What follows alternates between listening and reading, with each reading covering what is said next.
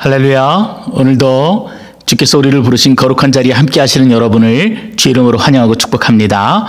오늘 주님께서 우리를 예배자로 부르셨습니다. 여러분 마음을 활짝 여시고 또 온 마음을 다해 주님을 예배하고 또 찬양하고 하나님 앞에 나아가는 귀한 시간 되시기를 바랍니다.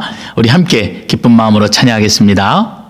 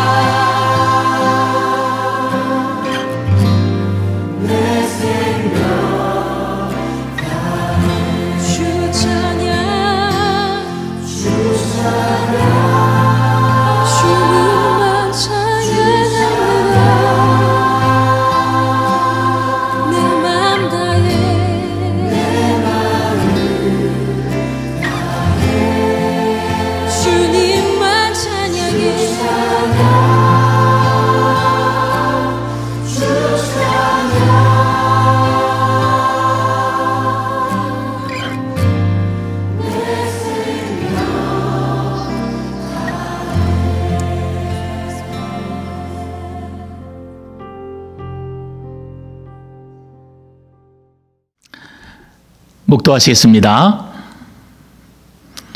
아름답고 거룩한 것으로 여호와께 예배할지어다. 온 땅이여 그 앞에서 떨지어다. 모든 나라 가운데서 이르기를 여호와께서 다스리시니 세계가 굳게 서고 흔들리지 않으리라. 그가 만민을 공평하게 심판하리라 할지로다. 아멘. 성도들의 찬미와 경배를 기쁘게 받으시는 하나님, 오늘도 세상에서 흩어져 살던 저희들이 이렇게 주님의 그 거룩한 부르심 앞에 한자리에 나와 기쁜 마음으로 주님을 경배하며 온 마음으로 예배를 드립니다. 예배의 주인 되시는 하나님, 우리들의 마음을 활짝 열어주셔서 지존하신 주의 이름을 영원토록 찬송하게 하여 주시옵소서. 전심으로 주의 사랑과 은혜에 감사하게 하여 주시옵소서. 오직 주님만을 의지하며 주님의 구원을 기뻐하는 성도들에게 오늘도 방패와 능력이 되어 주시옵소서. 모든 영광을 하나님께만 올려드리오며 예수님의 이름으로 기원하옵나이다. 아멘.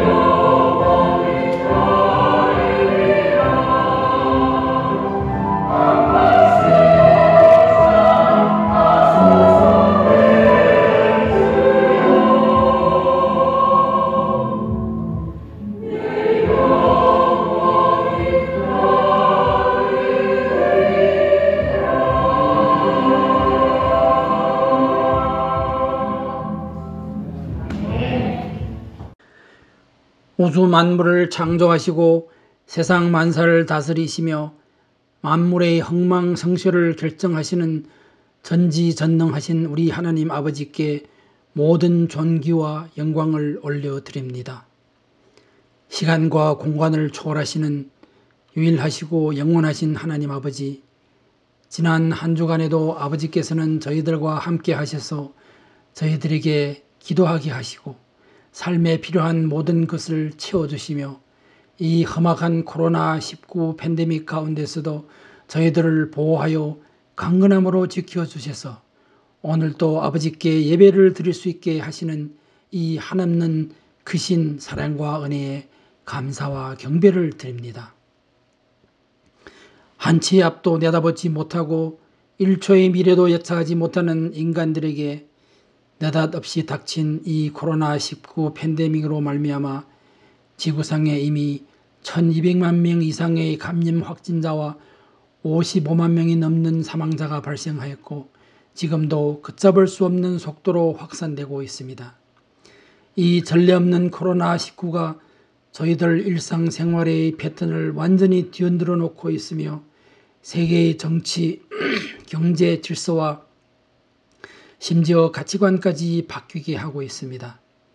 인류에게 내려지는 이 재앙에 하나님 아버지의 뜻이 어디에 있으며 그리스도인으로서 어떻게 이 모든 것들에 대처해야 하는지 아버지께서 저희들에게 일깨워 주시옵시고 그 깊은 참뜻을 조금만이라도 깨닫게 하여 주시옵소서.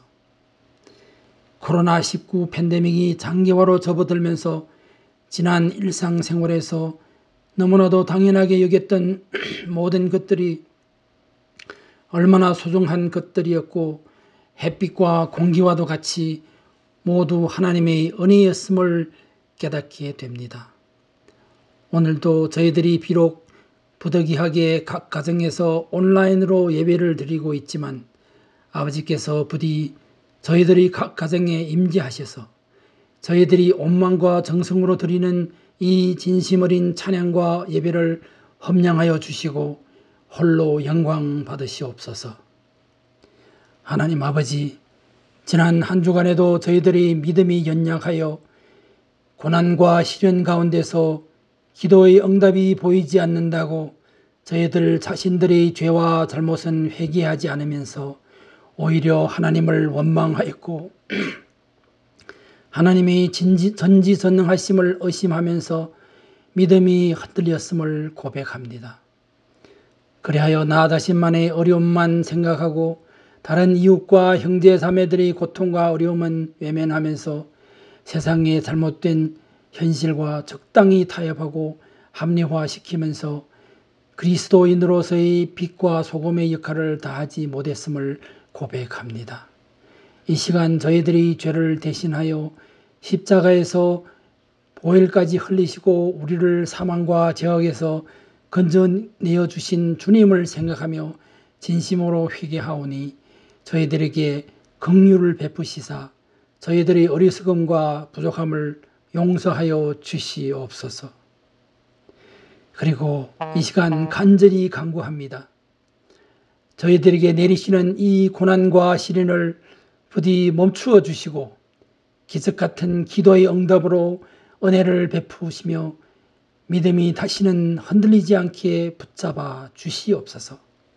그리고 하루속히 저희들이 다시 마음 놓고 이 한자리에 모여 목청껏 뜨겁게 주님을 찬양하고 온전하게 예배를 드리며 다시 악수하고 포옹하면서 친밀한 교제를 나눌 수 있게 하여 주시옵소서. 하나님 아버지, 이 시간 저희들 지체 가운데 심신이 연약하여 마음과 육체의 고통으로 암흑한 골짜기를 지나고 있는 성도님들을 위해 기도합니다. 하나님의 위대한 사랑의 능력으로 그 절망적인 마음을 위로받게 하여 주시고 질병으로 고통받는 형제 자매들에게 하나님의 능력이 오른팔로 그 만능의 손길과 치유의 권능으로 어루만져 주셔서 모든 질병이 깨끗하게 치유되고 마음속에 평안이 회복되는 놀라운 기적의 역사가 나타나게 은혜 내려 주시옵소서. 하나님 아버지, 이 시간 또한 코로나19 팬데믹으로 인해 직장과 배움터와 사업체에 어려움을 겪고 있는 성도님들을 위해 기도합니다. 아버지께서 그들에게 굳건한 믿음과 지혜와 능력을 허락하여 주시고 코로나19 바이러스에 감염되지 않도록 막아주시고 보호하여 주셔서 그 어떤 어려움과 역경 속에서도 좌절하지 않게 하시고 인내와 노력으로 어려움을 이겨냄으로써 하나님의 영광을 나타내고 그리스도인의 향기와 이 세상에서의 빛과 소금의 역할을 잘 감당할 수 있는 저희 성도님들이 되게 은혜 은총 내려 주시옵소서. 하나님 아버지, 이 시간 특별히 저희 성도들이 갈급한 영혼을 위하여 끊임없이 기도하고 생명의 말씀을 전해주시는 최주식 목사님을 위해 기도합니다. 그에게 항상 성령 충만하게 하시고 지혜와 능력을 더하여 주시사 목사님을 통하여 오늘 저희들에게 주시는 하나님의 말씀이 저희들에게 풍부한 영의 양식이 되게 하시고 저희들이 믿음을 견고하게 하시는데 부족함이 없게 하시며 그 말씀이 빛이 되어 저희들이 이 역경과 시련을 헤쳐나가는데 큰 힘이 되게 하여 주시옵소서. 하나님 아버지, 이 시간 또한 저희 교회의 대학부와 중고등부 청소년들 그리고 유년부, 유치부 어린이들이 온라인 예배를 위해 수고하시는 박은호 목사님 그리고 전혜미, 최영주 사모님에게도 영육간의 강건함으로 지켜주시고 지혜와 능력을 더하여 주셔서 교회의 꽃나무들이 믿음이 확고히 세워지고 영적으로 건강하게 자라나게 하여 주시옵소서. 이 모든 말씀 우리 주 예수님의 이름 받들어 감사하며 기도 올리옵나이다. 아멘.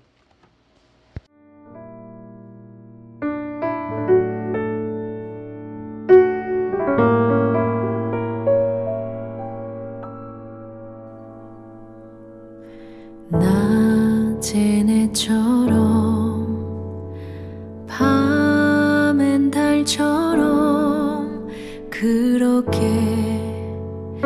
살 순 없을까. 욕심도 없이 어두운 세상 비추어 온전히 남을 위해 살듯이 나의 일생에 꿈이 있다면 이 땅에 빛과 소금 되어 가난한 영혼 지친 영혼을 주님께 인도하고픈데 나의 욕심이 나의 못난 자아가 언제나 커다란 침대요 나를 짓눌러 마음을 곤곡해 하니 예수여 나를 도와주소서.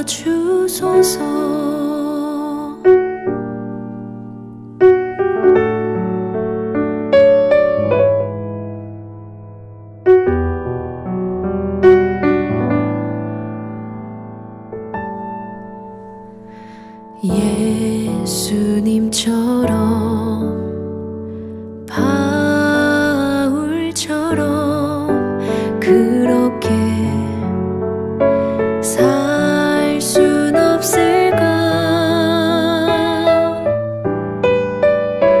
남을 위하여 당신들의 온몸을 온전히 버리셨던 것처럼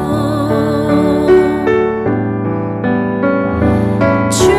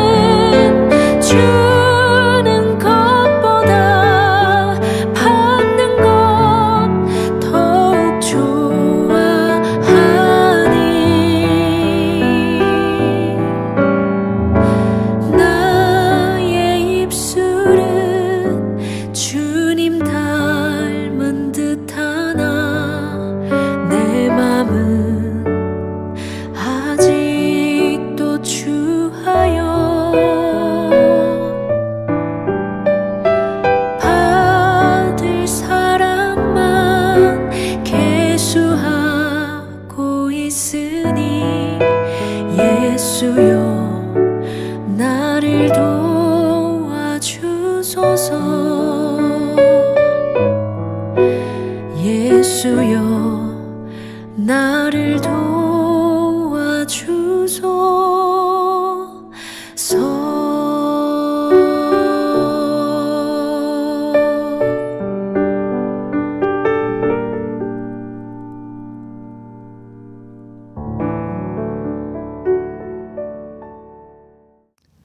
헌금을 위해 다 같이 기도하겠습니다. 아버지 하나님, 너무나 감사합니다. 우리가 하루하루 사는 것도 주님의 은혜이고 오늘도 숨을 쉬며 하나님을 찬양할 수 있도록 우리를 불러주신 그 하나님 앞에 모든 감사와 찬양을 올려드립니다. 여전히 암울한 세상을 살아가고 있지만 하나님, 우리에게 주신 은혜들을 기수하며 살아갈 수 있도록 우리를 붙드시고 우리 입술의 고백이 늘 감사와 기쁨이 넘칠 수 있도록 주께서 인도하시고 역사하여 주시옵소서. 오늘도 우리가 온 마음을 다해 구별하여 주님 앞에 귀한 것들로 예물을 드립니다. 예물 위에 우리의 마음과 정성과 중심이 담기게 하시고 무엇보다도 어려운 가운데도 구별하여 드리는 그 성도들의 마음을 받아주셔서 하나님 예물을 통해서 그리고 우리 인생을 통해서 주님만이 높아지시고 주님의 복음이 드러나는 귀한 도구가 되게 하여 주시옵소서. 예수님의 이름으로 기도드렸습니다. 아멘.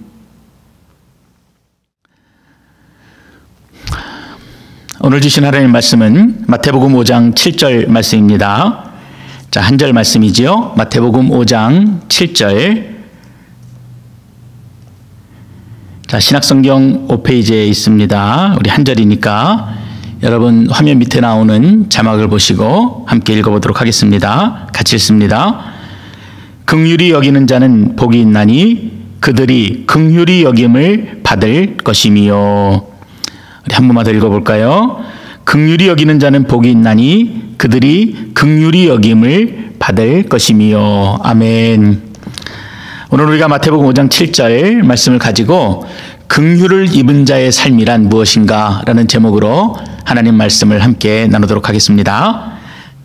제가 존경하는 목사님 중에 한 분께서 얼마 전에 글을 하나 올리셨는데 이제 그 글의 내용이 목회자로서 굉장히 공감도 되어지고 또 같은 마음을 가지고 있다고 생각하니까 저에게도 큰 위로가 되어서 여러분들과 함께 좀 그 내용을 나누고자 합니다. 이 목사님 교회에 한 자매가 있었습니다. 근데 이 자매가 아이를 가지게 되면은 너무나 쉽게 유산을 하게 되는 것입니다. 유산의 아픔을 경험해 보신 분들은 아시겠지만 회복하는 동안에 몸도 아프지만 또 이 일들이 거듭되다 보니까 그 마음의 성차가 얼마나 컸겠습니까? 신앙적으로도 회의감이 들고 또 그래서 목사님이 특별히 그 자매를 위해서 더욱 간절히 기도하셨습니다. 근데 다행히도 또다시 이 자매가 임신을 했습니다. 그래서 이제 단지 목사님뿐만이 아니라 온 교회가 이번에는 이 자매가 건강하게 아이를 낳을 수 있도록 한 마음으로 기도를 하셨습니다. 그리고 자매도 태중의 아이가 자라면서 그 신앙이 조금씩 회복을 하고 있었습니다. 근데 얼마 전에 병원에서 전화를 하나 받게 되는데 이 뱃속에 있는 아이에게서 숨소리가 들리지 않는다는 것입니다. 그래서 목사님을 비롯해서 온 교인들이 서로 긴급 중보 기도 연락망을 동원해서 함께 기도하고 또 눈물로 기도했는데 결국 이 자매는 사산을 하게 되었습니다. 근데 제가 공감한 부분은 이 부분입니다. 제가 여러분들에게 그대로 좀 읽어드리도록 하겠습니다. 그 자매에게 뭐라고 위로해 줄 말이 없다. 마음이 아플 뿐이다. 여린 믿음에 하나님이 무척 야속하겠지. 하나님께 화도 날 것이다. 나도 그렇다. 나도 마찬가지이다. 오늘 눈 뜨자마자 이런 일이 있을까 염려가 되어서 간절히 기도했는데 그분은 항상 자기 마음대로시다. 그러면 왜 기도를 하라고 하시는 건가? 어떤 사이비 목사는 기도하면 임신한 아이가 여자인데 남자로 바뀌는 그런 초능력이 있다고 해서 사람을 끌기도 한다. 물론 구라를 치는 것이겠지만 그런데 주님이 나에게 준 능력이라곤 무능력밖에 없는 것 같다. 질병으로 고통받는 이들을 보며 안타까워서 간절히 기도해도 아무 일도 일어나지 않는다. 세상에서 제일 매갈이 없는 말과 기도로만 일하게 하시고 능력으로 백업해 주시지는 않는다. 무능력의 목회에 진저리가 난다. 그래도 회의에 빠진 교인과 함께 회의에 빠질 능력까지 빼앗아가지 않으시니 다행이다. 여러분도 이런 목회자의 마음이 공감이 되시는지 모르겠습니다. 성도들을 신방하고 특히 중증 환자들을 위해서 기도할 때는 진짜 온 마음을 다해서 안수기도를 해드리고 그리고 대적기도도 하게 되는데 번번이 그 결과는 허무한 것들을 보게 됩니다. 그런데도 절망 가운데 또는 고통 가운데 있는 성도들은 저희 그 무능력한 기도에도 여전히 아멘, 아멘 응답하십니다. 저에게는 능력이 없는데 능력을 선포하고 치유의 은사가 없는데 질병이 떠나가라고 선포하는데도 말입니다. 그래도 제가 읽어드린 글의 마지막에 목사님께서 자신은 회의감에 빠져 포기하지 않아서 감사하다, 다행이다 하시는 그 마음에 제가 위로를 받은 것입니다. 저에게 능력이 없어도 기도하게 하시고 또 환자를 위해서도 여전히 소망을 가지고 간구하게 하시니 그럴 때마다 도무지 이해할 수 없는 하나님 앞에 또 다시 나아가게 됩니다. 그러나 제가 좀 곰곰이 되짚어보면은 주님께서는요, 제가 기도할 때마다 병자들이 낫고 모든 문제가 해결이 되어지는 그런 결과를 바라지는 않으실 겁니다. 그리고 그런 자리가 결코 목회자의 자리가 아니라는 것도 이번에 글을 통해서 또 묵상하는 가운데 제 마음에 깨닫게 되었습니다. 그렇다면 예수님께서 원하시는 이 목회자의 자리는 어디일까?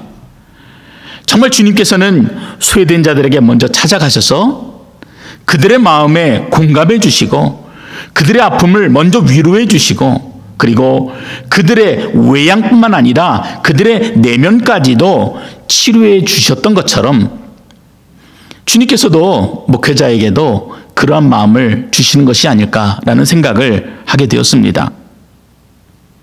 그렇다, 목회자는 만능이 아니다, 능력자가 아니다, 겸손히 섬기는 자리가 목회자구나 하는 것을 제가 깨닫게 된 것입니다. 로마서 12장 15절의 말씀처럼 그래서 즐거워하는 자들과 함께 즐거워하고 또 슬퍼하는 자들, 우는 자들과 함께 우는 자리가 바로 목회자의 자리가 아닌가 하는 것을 뒤늦게 깨닫게 되어진 것입니다. 오늘 우리가 함께 나누게 될 긍휼, 컴패션이 바로 이러한 의미들을 가지고 있습니다. 오늘 본문을 우리 다시 한번 좀 읽어보겠습니다. 긍휼히 여기는 자는 복이 있나니 그들이 긍휼히 여김을 받을 것이미요. 사실 긍휼이라는 단어는요, 요즘에 잘 사용하지 않는 그런 단어입니다. 사전을 그냥 찾아보아도 그 의미가 남을 불쌍히 여겨서 돕는 것 이렇게 되어 있습니다. 그렇지만 예수님께서 자신을 따라온 수많은 군중들을 데리고 산에 오르셔서 그들을 향해서 정말 온 마음을 다해서 주셨던 메시지, 그 메시지 가운데 있는 긍휼은 이런 사전적인 의미를 넘어서는 굉장히 심오한 뜻들을 가지고 있습니다.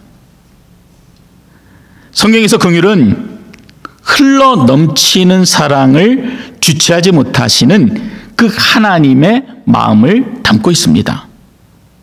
그 하나님의 마음이 한없이 약하고 약한 사람들에게 나타나는 것, 그것이 바로 긍휼이라고 표현되어지는 것입니다. 그래서 이 말은 성경의 내용에 따라서 여러 가지로 번역이 되는데 인자라고도 번역이 되고 또는 자비라고도 하고 사랑이라고도 하고 불쌍히 여긴다라는 말로도 번역이 되고 또 때로는 민망히 여긴다라는 말로도 번역되는 단어가 바로 긍휼입니다. 그만큼 폭이 넓고 굉장히 다양한, 굉장히 깊은 뜻을 가진 단어가 바로 긍휼인 것입니다. 그렇다면 예수님께서 오늘 산에서 제자들을 향해서 그리고 군중들에게 말씀하신 이 긍휼의 정확한 의미가 무엇인지를 우리가 좀 알아보아야 합니다. 이 긍휼은 헬라어로 엘레오스입니다. 신약에서 무려 27번이나 사용될 정도로 그리스도인들에게는 굉장히 중요하고 그리고 강조가 되었던 신앙적인 성품이 바로 이 긍휼입니다. 성경에 사용된 몇 가지 예를 들어보면은 디도서 5장 3절에는 우리를 구원하시되 우리의 행한 바 의로운 행위로 말미암지 아니하고 오직 그의 긍휼하심을 따라 중생의 씻음과 성령의 새롭게 하심으로 하셨으니, 하나님 우리를 구원하시는데 내가 좀 선한 일을 하고 내가 무엇인가 열심을 다했기 때문에 그래서 구원해 주셨던 것이 아니라 하나님의 성품을 따라서, 그분의 긍휼하심을 따라서 우리가 새롭게 새 생명을 얻게 되었다 말씀해 주시는 것입니다. 이처럼 하나님의 구원과 관련해서 그 구원을 설명할 때 이 긍휼이라는 단어를 사용하십니다. 하나 더 볼까요?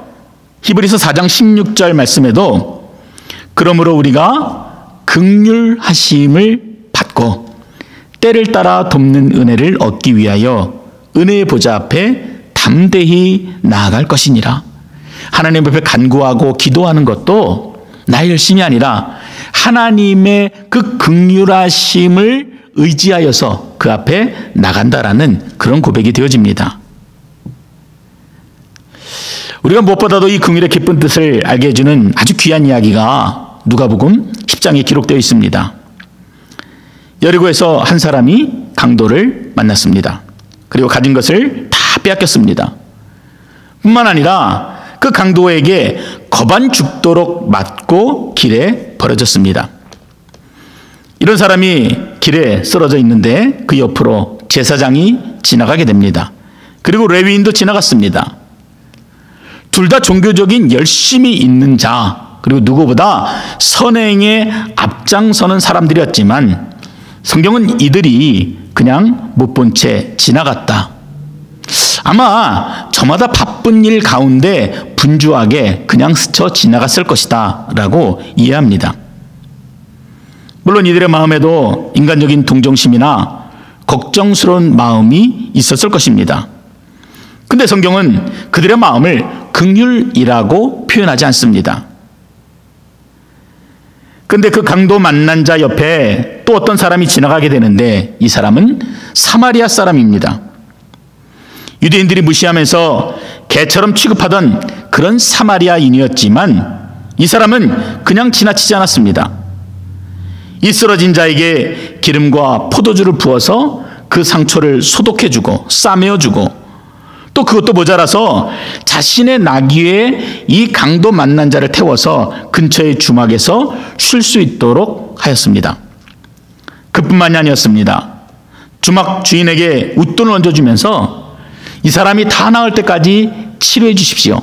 제가 급한 일이 있어 이 자리를 떠나게 되지만 제가 다시 돌아올 때에 만약 이 사람의 치료비가 부족한 부분이 있다면은 제가 다 지불하겠습니다 라고 길을 떠났던 것입니다. 근데 주님이 이 사람의 행위를 가리켜서 긍휼이라는 표현을 사용하십니다. 앞서 우리의 구원과 관련되어서 하나님께서 일방적으로 베푸신 은혜가 이 긍휼이었던 것처럼 하나님께서는 단순히 우리가 불쌍한 마음을 갖는 것, 그래서 치근한 마음을 여기는 것에 머무르는 것이 아니라 애틋한 마음을 넘어서서 무엇인가 우리의 삶의 행동이 함께 동반되어져야 할 것을 말씀해 주시는 내용이 오늘 이 본문의 내용입니다. 오래전 이야기입니다. 어떤 아이가 주일에 교회에서 예배를 드리는데, 그리고 동생과 함께 집에 있는데 거지가 집에 찾아왔습니다. 그때는 거지가 집집마다 다니면서 동냥을 했는데 뭐 돈만 아니라 고무신이나 철물 뭐 이런 것들 주면은 그렇게 받아가던 그런 시절의 이야기입니다. 그러나 그날 거지에게 줄 물건 하나 찾을 수 없었고 이 어린 두 아이에게는 가진 것이라고는 1원짜리 동전 하나였습니다. 그래서 그 1원짜리 동전을 떼국으로 범벅인 그 시커먼 거지의 손에 놓게 되었는데 그 아이들의 마음이 얼마나 무섭고 또 더럽다고 생각했겠어요. 그래서 그 거지의 손바닥에 닿지 않도록 살짝 그 돈을 놓고 그리고 뒤돌아보지도 않고 집으로 들어간 것이었습니다. 근데 그 거지가 어떻게 된지 아십니까? 그 1원짜리 동전을 바닥에 집어 던지고 또 그 아이의 손을 꼬집고 그냥 집을 나가버렸습니다. 이분은 자라면서 오랫동안 아마 마음에 그렇게 생각했다는 것입니다. 아마도 그 거지가 돈이 적어서 자신이 주었던 돈을 집어 던지고 갔을 것이다.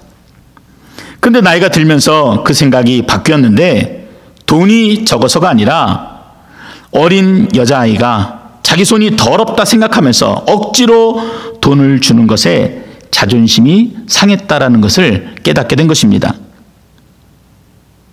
여러분, 이런 행동들은 온전한 긍휼이라고 할 수가 없습니다. 자기가 중심이 되어서 자기 형편이나 상황에 따라 생각하는 것은 오늘 주님이 말씀하시는 온전한 긍휼이 아닙니다. 긍휼이란 필요한 자의 입장에서 그 마음을 헤아리면서 더불어 구체적으로 그 필요를 돕는 행동이 진정한 의미의 긍휼이다라고 오늘 주님이 말씀해 주십니다. 자, 그렇다면 우리가 구체적으로 우리의 자리에서 어떻게 이 긍휼을 실천할 수 있는가? 그래서 오늘 주님이 말씀하신 것처럼 우리가 어떻게 긍휼히 여기는 자가 될 수 있는가? 우리가 그 삶의 적용을 예수님께서 우리에게 보여주신 그 긍휼을 생각해 보면서 함께 적용해 보고자 합니다. 첫째로 예수님께서 우리에게 보여주신 긍휼은 차별이 없는 긍휼이셨습니다. 여러분 믿으십니까? 저는 너무나 믿습니다.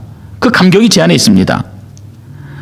로마서 3장 22절 말씀에 곧 예수 그리스도를 믿음으로 말미암아 모든 믿는 자에게 미치는 하나님의 의인이 차별이 없느니라.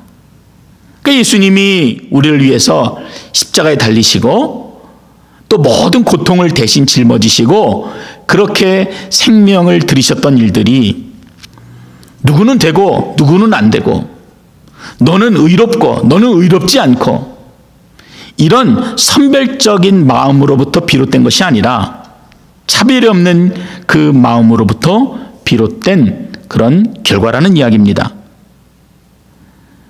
사마리아인이 저 길바닥에 쓰러진 사람이 누구인지 자신을 개처럼 취급했던 유대인인지 따지지도 않고 도움이 필요한 그 자체를 보였던 것처럼 예수님께서 우리에게 보이신 긍휼도 그러합니다.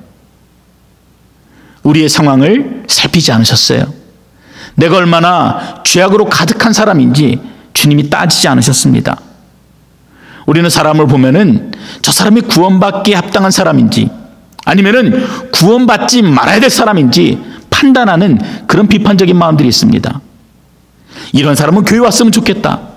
이런 사람은 교회 와도 그 마음이 변하지 않아. 희망이 없어.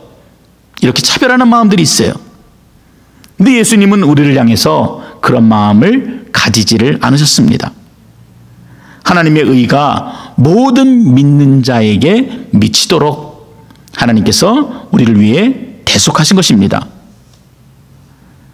얼마 전 제가 여러분들에게 그렇게 광고했습니다. 주변에 도움이 필요하신 분들이 있다면은 그래서 이 코로나로 인해서 어려운 상황에 있는 분이 계시다면은 제게 연락을 주십시오. 그러면 교회가 돕겠습니다. 도울 방법을 찾아보겠습니다. 말씀 묵상하면서 이 어려운 때에 교회가 마땅히 해야 될 일이라고 제 마음에 생각이 들었기 때문에 여러분에게 그렇게 광고를 드렸던 것입니다. 근데 전화가 왔습니다. 가정의 문제로 인해서 홀로 계신 분이신데 어려운 가운데 계시다. 그분을 도왔으면 좋겠다 하는 그런 전화를 제가 받았습니다. 그런데 제가 어떤 생각을 했는 줄 아십니까? 성도들에게는 마치 제가 인자한 사람인 것처럼 교회는 마땅히 어려운 자들을 돌아보고 도울 수 있어야 됩니다. 이렇게 말하면서도 제 속으로는요, 과연 이 사람이 도와야 될 사람인가? 우리 교회가 아니라 정부가 감당할 일이 아닌가? 이리저리 피해가려고 소위 말하는 통밥을 굴리고 있는 저의 마음의 생각을 읽게 된 것입니다. 그 순간 제가 얼마나 부끄러웠는지 모릅니다. 내 안에 그런 가식이 있구나. 내 안에 그런 이중적인 모습이 있구나. 그렇게 한탄하면서 그래, 이제 다시 이러한 요청이 내 안에 오게 되면은 이유도 묻지 말고 따지지 말고 계산하지 말고 그렇게 기꺼이 기쁜 마음으로 섬기자, 그렇게 다짐하게 되었습니다. 아마도 주님께서 우리가 구원에 합당한 자인지 아닌지 그렇게 계산하셨다면은 우리들 중 대부분은 이 자리에 있지 못했을 것입니다. 그러나 주님께서는 그 감격스러운 구원의 초청에 있어서 그 누구도 차별하지 않으셨습니다. 아멘. 여기에 감사가 있죠. 디모데전서 1장에 바울이 이렇게 고백합니다. 나는 전에는 비방자였다, 박해자였다, 폭행자요, 그리고 죄인 중에 괴수다. 여러분, 이게 무슨 말씀입니까? 나는 무엇 하나 자격이 없는 자였다. 하나님께서 나를 구원하실 만한 이유가 전혀 없는 자였다. 이런 말씀이지요. 그리고 이어서 이렇게 말합니다. 그러나 도리어 내가 긍휼을 입었다. 이렇게 고백합니다. 하나님께서 거르지 않으셨다. 차별하지 않으셨다. 그 말로 다 할 수 없는 하나님의 은혜를 내가 오히려 입게 되었다라고 그 이유를 적고 있는 것입니다. 그리고 16절에 이렇게 이유를 적고 있는데, 내가 긍휼을 입은 까닭은 그리스도 예수께서 끝없이 참아주심의 한 사례를 먼저 나에게 드러내 보이심으로써 앞으로 예수를 믿고 영생을 얻으려고 하는 사람들의 본보기로 삼으시려는 것이다. 이렇게 고백합니다. 여러분, 우리가 어떻게 긍휼히 여기는 자가 될 수 있겠습니까? 여러분, 그 첫걸음은요, 바울의 고백이 있어요. 나는 이처럼 구원받을 자격이 없는 자였지만, 나는 무엇 하나 구원의 조건이 되어지지 못하는 사람이지만 그 하나님의 긍휼을 내가 입었다.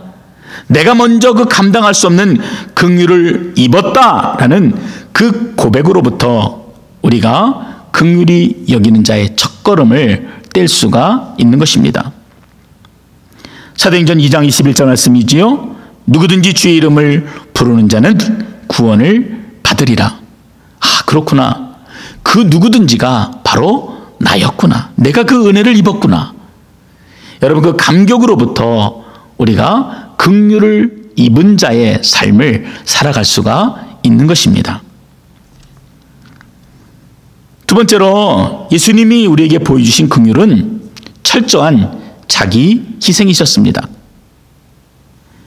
예수님은 우리를 불쌍히 여기시고 긍휼히 여겨주시고 민망히 여겨주시는데 그냥 말만 하셨던 것이 아니라 자기의 모든 영광을 다 포기하셨습니다. 우리와 똑같은 죄인의 모습으로 세상에 오셨습니다. 인간의 모든 고통과 아픔을 친히 다 감당하셨습니다. 피할 수 있는데 피하지 않으셨고 그 죽음의 고통까지도 온전히 다 받으셨습니다. 저는 이 부분을 생각할 때마다 아무리 제 상상을 동원해서 생각해 보아도 잘 느껴지지가 않습니다. 하나님이신 그분이 부족함도 없고 모든 피조물들의 영광을 받으시던 분께서 그 모든 영광을 다 포기하셨다. 제한적인 인간의 몸으로 오셨다. 그래서 인간이 겪는 그 죄의 결과로 인해 주어진 모든 삶의 아픔들과 고통을 그 죄 없으신 그분께서 감당하셨다. 무엇으로 설명해도 설명할 수가 없고 이해하려고 해도 이해할 수가 없었던 그런 내용입니다. 여러분, 이것이 예수님께서 우리에게 보여주신 긍휼입니다.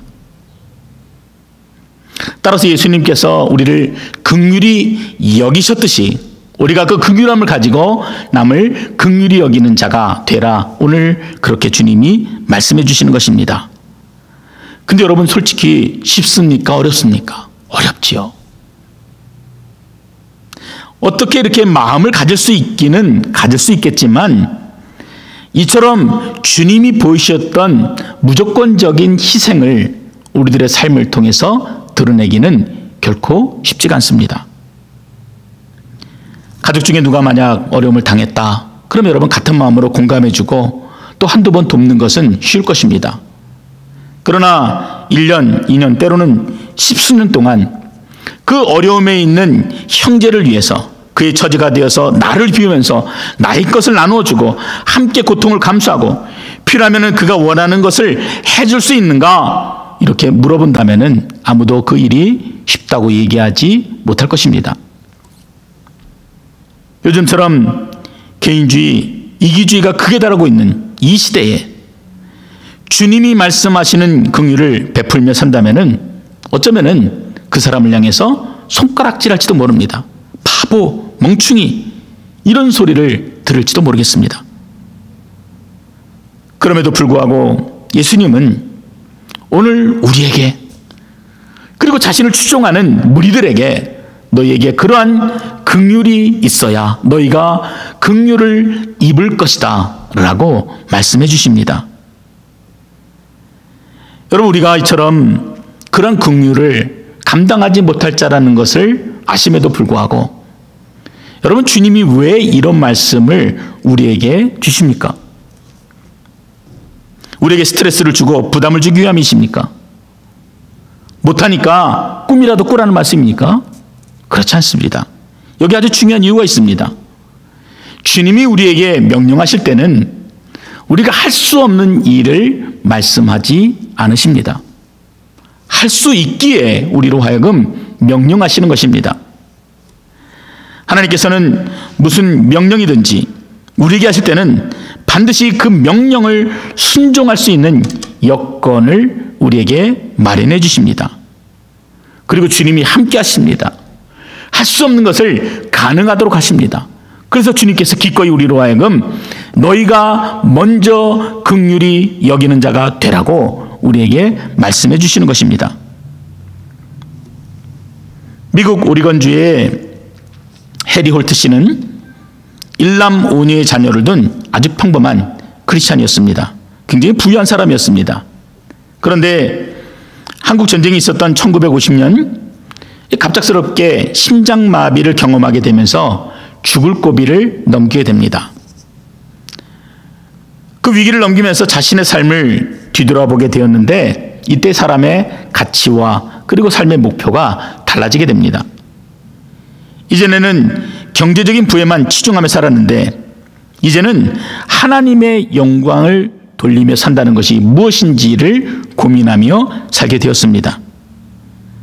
그러던 중 1954년 한국과 관련된 두 편의 영화를 보게 되었습니다. 하나는 어느 한국 목사의 처절한 그 순교를 다룬 휴가 중에 죽은 자들이라는 영화였고 또 다른 영화는 한국의 전쟁 과부들과 그리고 전쟁 고아들의 그 비참한 생활상을 보여주는 잃어버린 양이라는 영화였습니다. 특히 이제 그 영화 속에서 미국인 아버지와 한국인 어머니 사이에서 태어난 미군 혼혈 아들의 그 비참한 모습들을 보게 된 것입니다. 이 부부의 마음이 찢어졌습니다. 갈기갈기 찢어졌습니다. 마치 그것이 하나님의 음성처럼 들렸습니다. 그래서 이 부부가 이렇게 결정했습니다. 우리부터 이 아이들의 부모가 되어줍시다. 그렇게 결정하고 한국의 전쟁 고아를 입양하였던 것입니다. 당시 미국은 한 가정에 2명까지만 입양을 허용했지만 이 부부는 리차드 상원 의원에게 8명까지 입양할 수 있도록 법을 개정해달라고 청원서를 보내게 됩니다. 그리고 더불어서 보증인의 인적사항, 재산증명서, 방이 13개가 있는 그 저택의 사진들을 함께 보내어서 무려 8명의 전쟁 고아들을 입양하게 되었습니다. 자녀들이 도운 것까지 합하면은 무려 13명의 전쟁 고아들을 그 가정이 마음으로 품게 되었던 것입니다. 그런데 이들의 행동은요, 거기서 끝나지 않았습니다. 한국으로 직접 나와서 일산에 고아원을 세우고 또 입양을 전문으로 하는 단체를 설립하였습니다. 여러분, 그곳이 바로 여러분도 잘 아는 홀트 국제아동복지회입니다. 이분들에게서 저는 오늘 주님께서 말씀하시는 긍휼히 여기는 자의 마음을 보게 되었습니다. 그래서 이분들의 전기를 읽고 자료를 찾아보면서 그렇다. 이분들이야말로 오늘 그 산에 자신을 따르는 군중들에게 말씀하시는 그 긍휼을 몸으로 실천하신 분들이구나 하는 진한 감동을 갖게 되었습니다. 여러분 혹시 이분들의 마지막을 아십니까? 원래 이 홀트 씨는요, 심장이 굉장히 좋지 않았다고 했습니다. 그래서 그 고통을 안고 계속 사시다가 1964년 59세의 나이에 숨지게 되는데, 자신이 세운 일산의 고아원 언덕에 묻히셨습니다. 그리고 아내 되시는 홀트 여사는 그 뒤를 이어서 한국 땅에서 죽을 때까지 섬기시게 되는데 2000년 주님의 부르심을 받게 되었고, 따님이신 말리 씨도 65년부터 고아들과 함께 그 삶을 헌신하고 평생 독신으로 살다가 작년에 해리 홀트 씨가 묻힌 일산의 언덕에 함께 묻히셨습니다. 이처럼 2대에 걸쳐서 자신들의 전 재산 그리고 모든 삶을 바쳐서 버려진 고아들을 사랑하고 섬기셨던 홀트 가족은 긍휼이 사라진 이 시대에 너무나 귀한 메시지가 된다고 생각합니다. 이분들은 그냥 남들처럼 평범한 크리스천으로 사는 것을 기꺼이 포기했습니다. 그리고 하나님의 긍휼을 직접 실천하면서 살았던 평신도 사역자들이 되었던 것입니다. 아내 되신 버사 홀트 여사님께서 자신의 책 서론에 이런 글을 적어 놓으셨습니다. 이 책에 기록된 사건들이 발생하기 이전에 나의 남편 해리와 우리 아이들과 나는 우리가 주님을 위해 할 수 있는 일을 지시해 주실 것을 기도했다. 주님을 사랑하는 우리 가족들은 그를 기쁘시게 하는 일이라면 비록 아무리 천한 일이라고 할지라도 주님의 지시대로 수행하기를 원했다. 여기에 전개되는 이야기는 하나님께서 우리의 기도를 감격적으로 응답해 주시고 우리의 생활을 얼마나 변화시켜 주셨는가를 보여주고 있다. 참 감동이 되죠. 오늘 주님께서 말씀하시는 긍휼은 단지 그냥 감정적으로 누구를 동정하거나 불쌍히 여기는 그런 마음이 아닙니다. 여러분, 우리가 받은 긍휼의 은혜를 다시 한번 여러분 마음에 새길 수 있기를 바랍니다. 하나님께서는 우리를 사랑하시되 그리고 그 긍휼을 베푸시는 데 있어서 그 누구도 차별하지 않으시고 그 한없는 사랑을 우리에게 쏟아 부어주셨습니다. 하늘의 모든 영광을 기꺼이 다 포기하셨고 고통받기를 두려워하지 아니하셨고 생명 주시기를 아까워하지 않으셨습니다. 그분이 하실 수 있는 모든 행동들을 우리에게 보여주신 것이 바로 긍휼이었습니다. 선한 사마리아인이 강도 만난 자를 위해서 자신이 할 수 있는 모든 행동에 최선을 다합니다. 그것도 모자라서 모든 치료비를 감당하겠다 다짐하고 행하였던 것처럼 여러분이 그러한 긍휼을 베푸는 자 되실 수 있기를 주의 이름으로 축원드립니다. 여러분, 여전히 우리들의 마음 가운데 나는 부족해, 나는 연약해, 나는 할 수 없어, 이런 마음을 가지고 계시다면은 성령 하나님께 그 모든 문제를 내려놓고 하나님의 도우심을 구하실 수 있기를 바랍니다. 우리 연약함을 누구보다도 잘 아시죠. 그럼에도 불구하고 오늘 우리에게 긍휼한 자가 되라 하시는 그 명령은 주께서 우리를 넉넉히 능히 도우시겠다는 약속이 동반되어 있는 것입니다.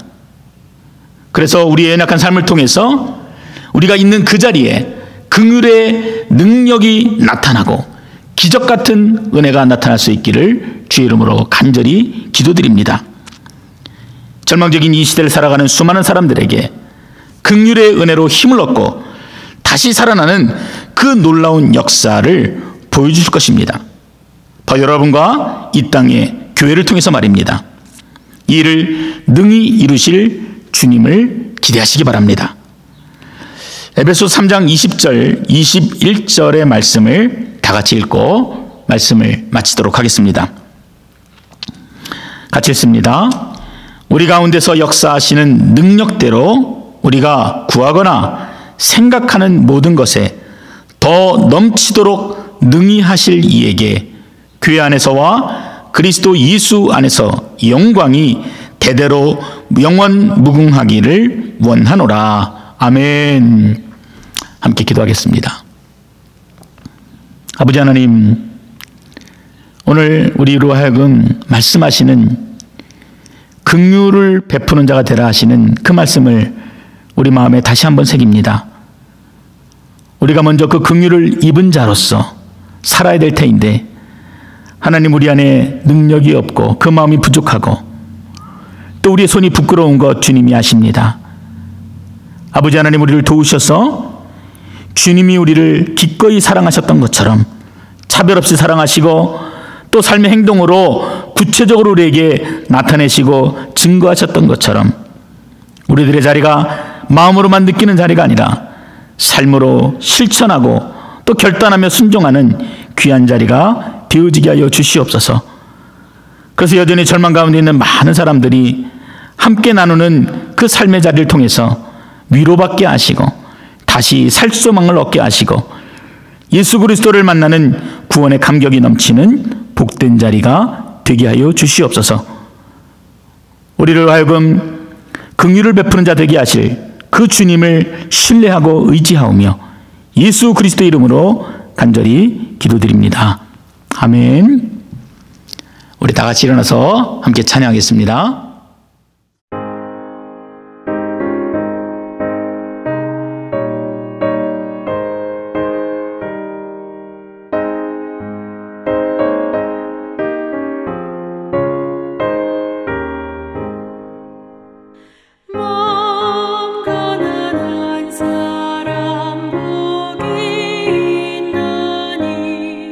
천국이 그들의 것이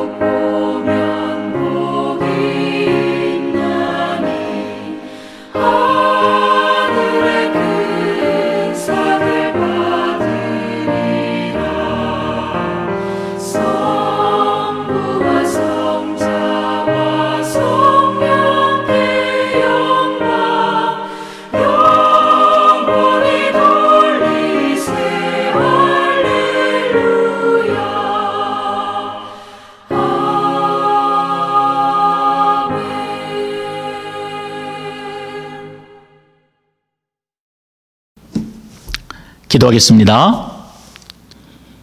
이제는 우리에게 긍휼을 베풀어 주신 예수 그리스도의 은혜와 우리를 구원해 주신 하나님의 그 측량할 수 없으신 사랑과 여전히 연약한 자를 도우시고 긍휼케 하시는 성령 하나님의 크고 놀라우신 능력이 우리를 보내신 세상 속에서 긍휼을 베푸는 자로 살기로 다짐하고 하나님의 은혜를 구하는 주의 택한 백성들 머리머리 위에, 가정과 이 땅의 모든 교회 위에 이제로부터 영원토록 함께 하시기를 간절히 축원하옵나이다. 아멘. 자, 이상으로 우리 7월 둘째 주 모든 예배 순서를 마치도록 하겠습니다. 자, 우리 옆에 분들 좀 서로 사랑합니다. 또 축복합니다. 함께 격려하겠습니다. 우리 사랑합니다. 축복합니다. 또 주의 이름으로 환영합니다. 네, 반갑습니다. 우리 광고의 이야기를 몇 가지 드리도록 하겠습니다. 첫 번째 광고는 우리가 성경 개론, 온라인으로 하는 성경 개론 모집 광고를 지난주에 드렸습니다. 2명이 현재 지원하셨는데 한 6명 정도면은 적당할 것 같습니다. 어떻게 진행되는지를 궁금하셔서 제게 전하신 분이 계신데요. 프로그램을 통해서 우리가 온라인으로 함께 소통하는 시간들을 가질 것입니다. 줌이라고 하는 프로그램을 통해서 이제 각자 얼굴을 보면서 서로 대화도 하고 우리가 실제 만나서 하는 것처럼 함께 이제 그러한 시간들을 갖게 될 터인데 여러분 두려워하지 마시고요. 여러분들이 그 프로그램에 접속해서 함께 모임을 아주 쉽게 가질 수 있도록 제가 여러분들을 도울 것입니다. 그러니까 여러분들 그런 일에 있어서 두려워하지 마시고 많이 동참해 주셔서 우리가 더 성경을 이럴 때 더 깊게 알고 또 배워갈 수 있는 또 귀한 시간들이 되시기를 바랍니다. 두 번째 광고는 여름 성경학교와 그리고 영어부 수련에 대한 내용입니다. 이 두 가지 행사들이 잘 준비되어지고 있습니다. 우리 주일학교 여름 성경학교는 7월 19일, 22일, 그리고 26일 주일, 그리고 29일, 그리고 8월 2일 이렇게 5번에 걸쳐서 진행되게 됩니다. 여러분 광고 영상을 보시게 될 터인데 우리 자녀들이 많이 참여할 수 있도록 여러분 격려해 주시고 또 함께 기도해 주시기 바랍니다.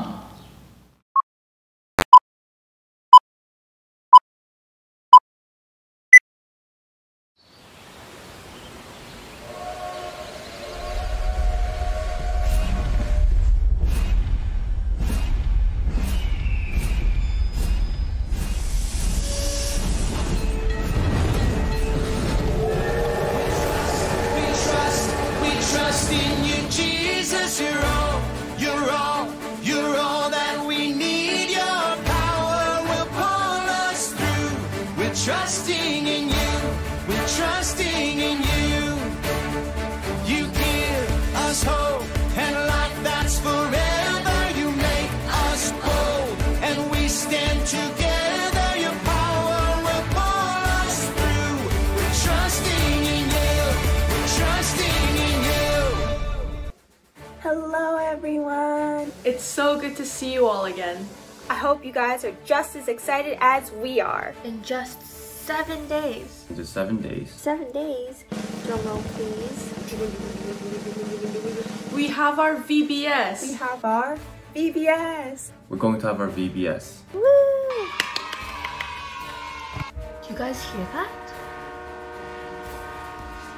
It must be a ride into the Bible adventure.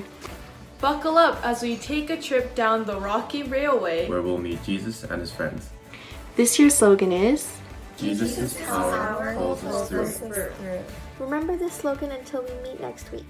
Looking forward to seeing you guys. Bye. 안녕. Bye. 안녕. Bye. Bye. bye. 안녕. Bye. Trusting in you, trusting in you. 마지막으로 환우들을 위해서 기도해 주시기 바랍니다. 지난주에 광고 드렸던 것처럼 김진배 집사님께서 부정맥 때문에 어려운 가운데 계십니다. 지금 치료받는 과정 가운데 있는데 병원 스케줄도 잘 결정이 되어지고 또 잘 진단되어지고 치료되어 줄 수 있도록 여러분 계속해서 또 기도해 주시기 바랍니다. 더불어서 소망의 어르신들 또 건강하게 이 어려운 때를 잘 견디고 이겨낼 수 있도록 여러분 더불어서 또 기도해 주시기 바랍니다. 이상으로 오늘 예배 모든 순서를 마치도록 하겠습니다. 우리 다음 주에 여러분 더 밝고 또 기쁜 모습으로 또 만나기를 기도드립니다. 한 주일 동안 승리하십시오. 감사합니다.